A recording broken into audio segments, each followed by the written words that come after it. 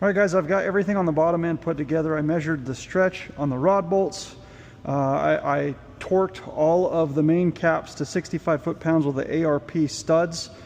So now I just have this cleaned up. I'm going to put the upper oil pan on, and I've got the oil pump to put on and a couple of seals and O-rings and things like that. But everything so far has been put together pretty good. You know, I've like triple checked everything over and over because this is my first engine build, but so far everything looks pretty good.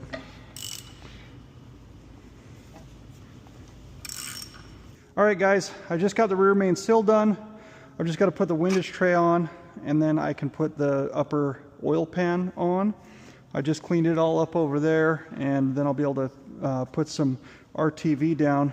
I've actually got this 518 Loctite RTV. It stays kind of like a jelly until it loses oxygen, and then it hardens. And so any part of it that seeps into the oil side is actually oil soluble. It'll mix in with that first series of oil that I'm going to have in the engine that I'm going to end up dumping after about 15 minutes of idling anyway. But that way I can clean up all this stuff that's going to be on the inside. But these engines take a lot of RTV to put back together, and the RTV can seep inside the engine and clog up the oil pickup tube. So this way I won't have to worry about anything getting into the pickup tube that shouldn't be there. All right guys, I just set the upper oil pan onto the block. Looks like I overutilized some of my raspberry jam there, but not a big deal. I'll just go ahead and tighten everything down, wipe everything off that's on the outside of this, and everything should turn out really good. All right, I'm just installing my head stud kit with the Comtech or Cometic head gasket.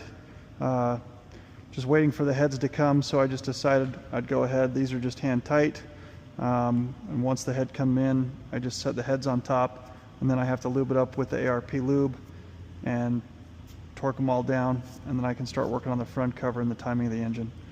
So it's coming along, it's looking pretty good, not too much more to go. So I just got the heads back from the machine shop, and it looks like they were able to get through and put in the springs, do a whole valve job, and these are the Tomei pond cams. So I actually need to remove the pond cams to be able to set the heads on top of the block. But so I'll go ahead and do that. I've got everything labeled so I can just put it right back where it was. And yeah, guys, it's coming right along. Pretty excited about this. So I just got the first head set. I'm going to go ahead and do the second side, set it down as well.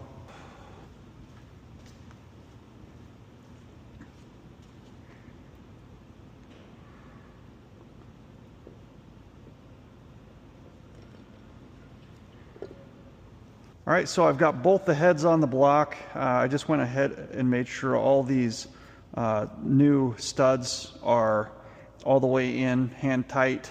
I've just got to go ahead and apply the ARP torque lube onto the fasteners. And then I'll go ahead and put all the fasteners on, and then I need to torque them down in proper sequence to 30 foot-pounds, 60 foot-pounds, and either 85 or 90 foot-pounds. I'm probably going to go to 90 foot-pounds. So that's kind of the direction you go there, and then I can go ahead and set the cams in and start moving forward on the cams, and then I can start putting all the timing, everything back together, and this motor is going to come back together pretty quick now. All right guys, so the torque sequence is 1, 2, 3, 4, 5, 6, 7, 8. 30 foot-pounds, 60 foot-pounds, 90 foot-pounds. All right, so I'm just applying some assembly lube to all of these, and some of these spaces are a little tough to get into, so the best thing to do is throw a magnet on it and get it down in there. You don't want to end up losing it, and you shouldn't, but there are some little pathways down in here where oil goes, and you don't want to have to try to figure out how to get them out of there. All right guys, so I got the heads on. I just went ahead and put the tensioners on. Now I'm putting on the front caps to the cams.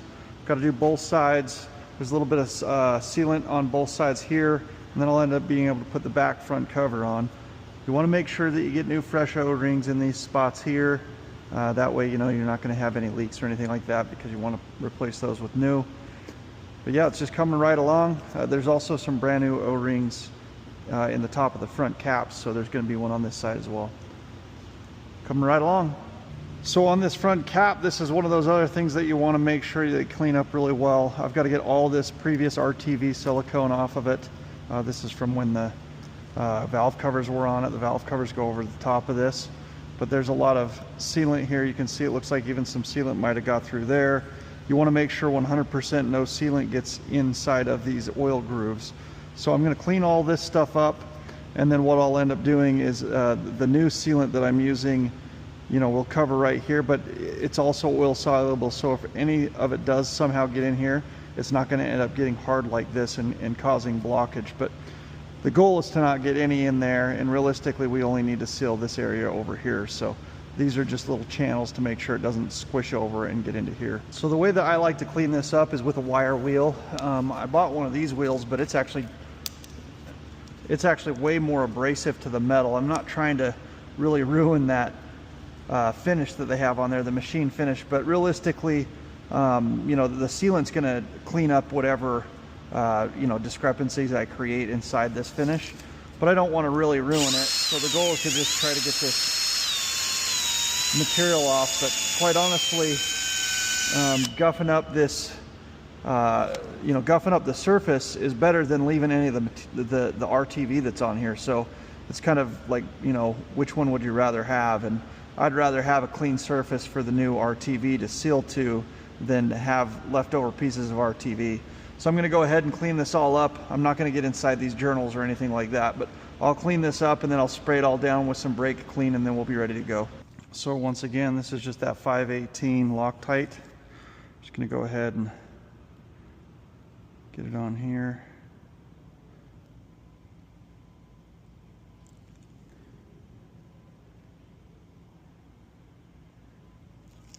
And then that way it'll kind of push over into there if it needs to.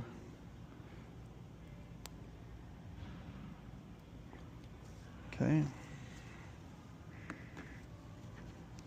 Go ahead and add some lube to it for this cam cap.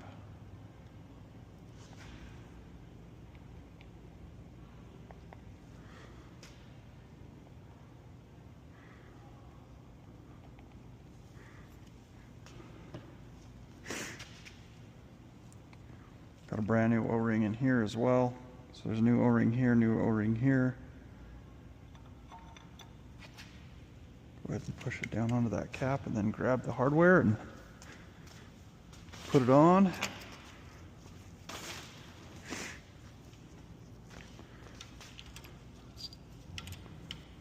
And then there is a torque sequence to all of this, so I'll go ahead and get all these torqued down along with all the caps on the cams. And then we should be good to go with the heads, and then just go ahead and start mounting all of the cam timing and all that stuff will go on next. All right guys, so I've got the heads on, I've got everything torqued down, I've got the rear front cover installed, and now I just need to start doing all the timing gear and all that stuff. So that'll be on the next video. But so far everything's coming along really good, and not much more to go until this thing's finished. Thanks for following along on my video. If you haven't already, click subscribe below.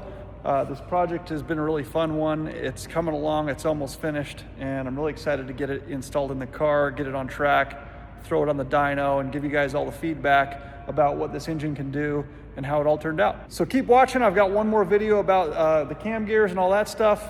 That'll be all done, and then we'll get it put in the car. Thanks for watching, guys.